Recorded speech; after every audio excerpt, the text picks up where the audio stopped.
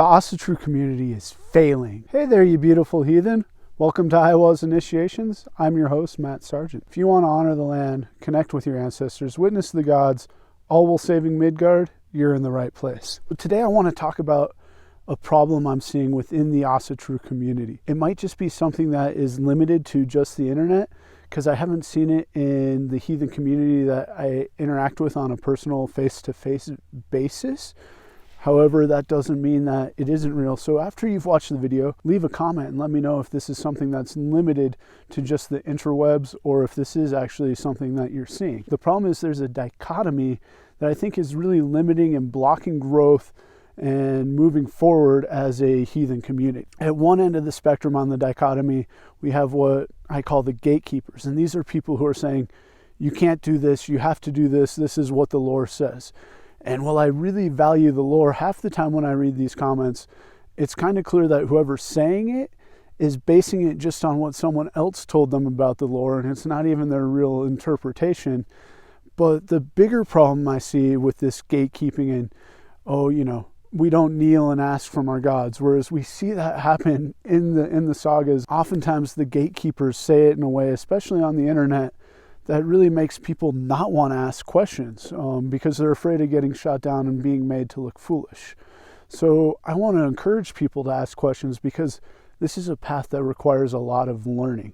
There's a lot to understand, and one of my cats might show up. I just heard her kind of screaming at me. There's a lot to learn, a lot to digest, and there's a lot of different ways to do this. Even if we look at archaeological evidence, we see that different gods had different prominence in different regions of Scandinavia, and we know that oh, that's actually a hawk.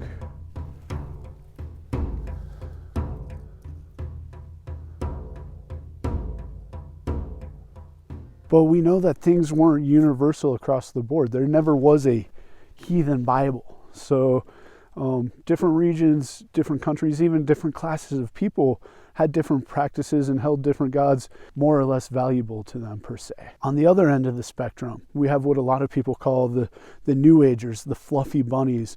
And these are people who, I had a dream that, Freya told me this or XYZ. And they base everything on UPG without ever referring back to the lore. And I don't want to downplay UPG. UPG plays a huge part of my personal practice. I share a lot of UPG on this channel. I try to always disclose, hey, this is UPG, but without basing those experiences on the lore and referring back to them, is it really heathenry? And a great example of this is in Valerie Wright's book, Furnished.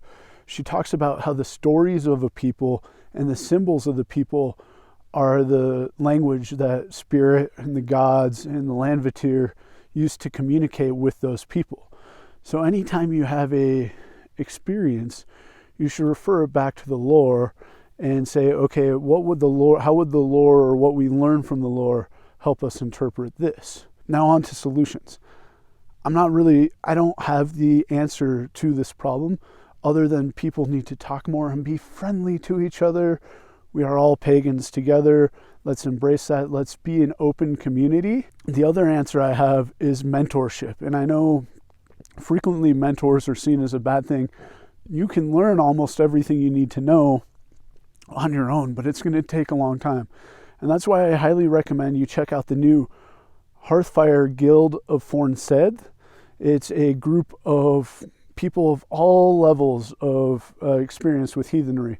It is built for someone who's at least been exposed to it a little bit more, but it's designed like a traditional guild where we have students, apprentices, journeymen, and masters.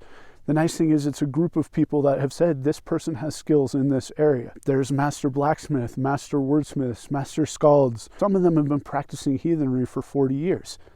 I'm only 40, so some of these people have been doing this as long as I've been alive. They're a wealth of information, and they really understand how our ancestors lived. And to really understand being a heathen, you almost have to put yourself in the footsteps of a pre-Christian heathen, and that means living like they did. Those are my suggestions. I'd love to hear what you think. Do you think this is really a problem? It's something I see a lot of. What about you?